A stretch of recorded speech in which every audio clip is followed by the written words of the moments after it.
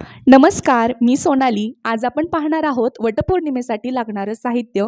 सर्वप्रथम ओटीचं साहित्य: एक हिरवा पीस, तांदूळ, हळकुंड, खारीक, खोबरं, सुपारी, बदाम आणि नारळ.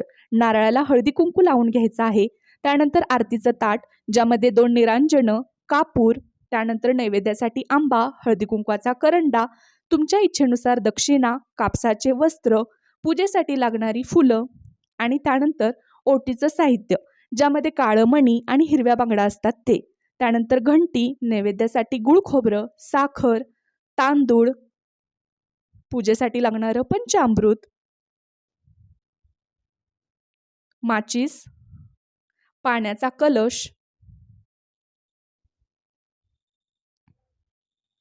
त्यानंतर दोरा, अगरबत्ती, धूप, पानाचा विडा आणि नैवेद्यासाठी गोड शेवया. सर्व सौभाग्यवतींना वटपौर्णिमेच्या खूप साऱ्या शुभेच्छा. व्हिडिओ आवडला असेल तर लाईक करा आणि फॉलो करायला विसरू नका.